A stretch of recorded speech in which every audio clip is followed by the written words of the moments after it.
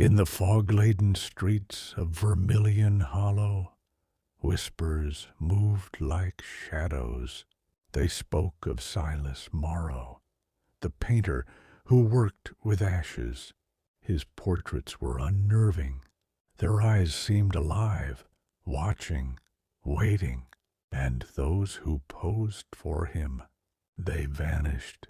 No note, no trace, just gone. Lena Voss was a journalist, stubborn and fearless. She had heard the rumors and wanted the truth. Disguised as a grieving widow, she made her way to Silas's studio in the cemetery district. The building leaned and sagged like it had grown from the graveyard itself. The air inside smelled of burnt wood, dust, and a sorrow that seemed to settle in your chest.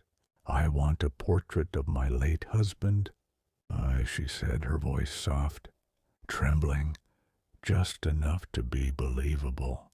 Silas emerged from the shadows. He was thin, almost skeletal, and his fingers were blackened with charcoal. He nodded without a word. Lena watched him work, captivated and uneasy. The ashes on his palette stirred, shifting as if alive. Shadows bent in impossible directions. And then she saw it. A pale woman, silent, standing behind him in the mirror's reflection. But when she turned, there was nothing. Night fell. Lena left. But she could not shake the image. And that night, the unfinished portrait began to change on its own. The face of her late husband warped, becoming a woman with hollow, empty eyes. The room was silent, yet the air felt thick with whispers. The next day, Lena returned. Silas was weeping in front of a wall of portraits. Each one showed the same woman, beautiful, pale and fading. "They keep fading," he said, his voice breaking. "I have to make new ones. Ilara cannot stay unless I give her faces to wear." The truth hit Lena like a dagger. Every missing person was trapped inside these paintings, their souls bound to Silas's obsession. The portraits were prisons. The vanished were not gone.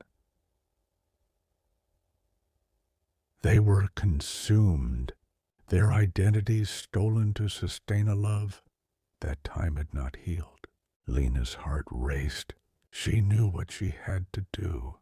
With trembling hands, she smashed the lantern, sending shards of light across the room. Flames licked the walls, devouring canvas after canvas. The ash woman screamed, a hollow, shattering sound that cut through the night. Silas reached into the fire, desperate, trying to grasp the fading shape of Ilara. By dawn, only ashes remained, swirling in strange, silent patterns.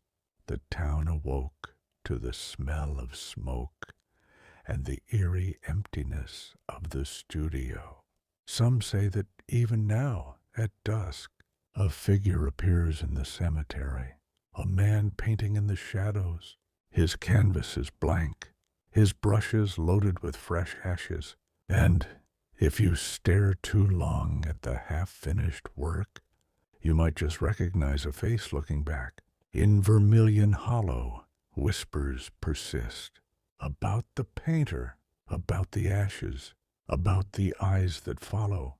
Some call it madness, others call it love, but those who linger too long in the mist know the truth. Some art consumes more than it creates.